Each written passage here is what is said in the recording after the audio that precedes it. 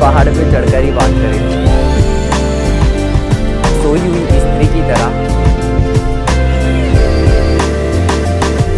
और यहाँ पर लिखा भी है बोर्ड में।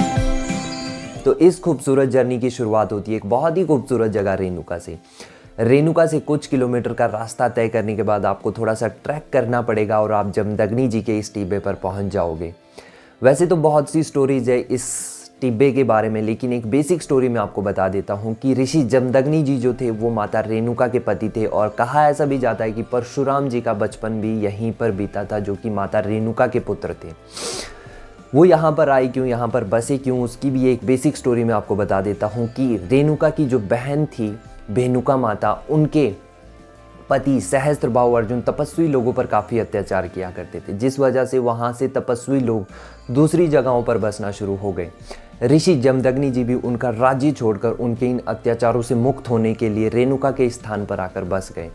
उन्होंने यहाँ पर घोर तपस्या की, जिस वजह से यहाँ का नाम तपे का टीला भी पड़ा और कुछ समय बाद उनके नाम से यहाँ के टीले को जामू का टीला भी कहा जाने लगा। लेकिन आज के इस दौर में यहाँ के टिब्बे को जमदग्नि टिब्बे के नाम से ज़्यादा जाना जाता है। तो आइए इन दिस वीडियो में आपको बहुत ही खूबसूरत जगह दिखाऊंगा जमदग्नि टिब्बा, और उनके इस मंदिर के दर्शन भी करवाऊंगा।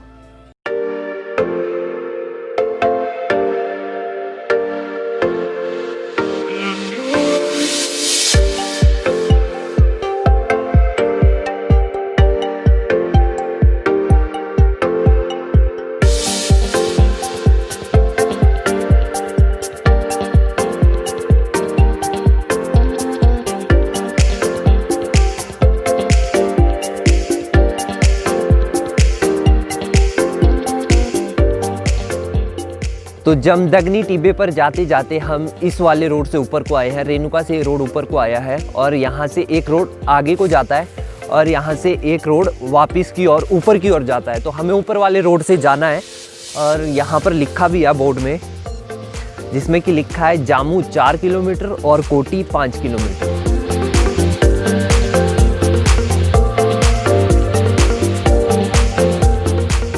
तो जमदग्नि टिब्बे पर जाते जाते बहुत से ब्यूटीफुल व्यूज़ रास्ते में देखने को मिली, जिनमें से एक ये भी है।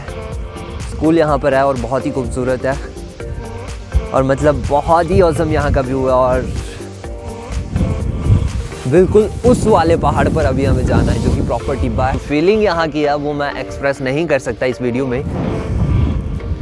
अब उस पहाड़ पे चढ़कर ही बात करेंगे।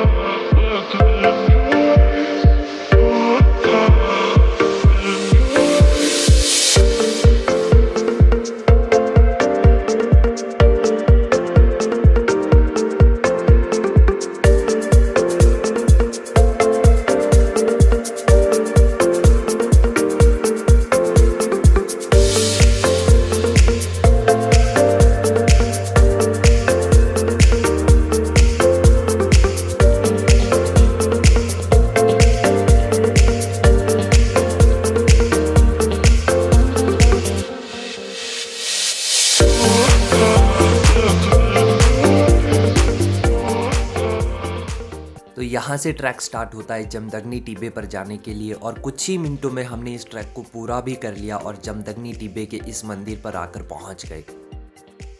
आज के दिन में इस मंदिर पर बहुत भीड़ थी क्योंकि मकर संक्रांति का ये दिन था और बहुत दूर दूर से काफ़ी श्रद्धालु इस मंदिर में आए हुए थे और सभी लोग अपनी अपनी मान्यताओं के अनुसार इस मंदिर में चढ़ावा चढ़ा रहे थे। कुछ लोग धूप जला रहे थे, कुछ लोग लड्डू का भोग लगा रहे थे और कुछ लोग मक्की अनाज जैसी चीज़ें इस मंदिर को अर्पित कर रहे थे। जैसे ही हम मंदिर में अंदर गए, वहाँ पर एक पत्थर में लिपटा एक बहुत ही खूबसूरत पौधा मौजूद था। मंदिर के बाहर एक हवन कुंड बना था जिसमें कि बहुत सारे चिमटे गड़े थे और भगवान शिव जी का एक त्रिशूल भी उसमें मौजूद था।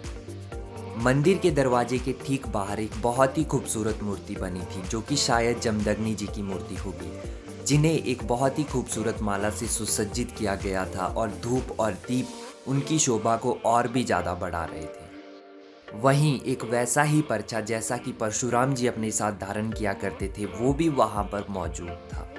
जैसे ही हम मंदिर में अंदर गए, वहाँ पर एक बहुत ही पुरानी चप्पलें मौजूद थी जो कि भगवान परशुराम या जमदग्नि जी में से कोई एक धारण किया करता होगा। वहीं भगवान परशुराम जी की वहाँ पर एक मूर्ति थी और भगवान भोलेनाथ का एक शिवलिंग भी वहाँ पर सुसज्जित किया गया था।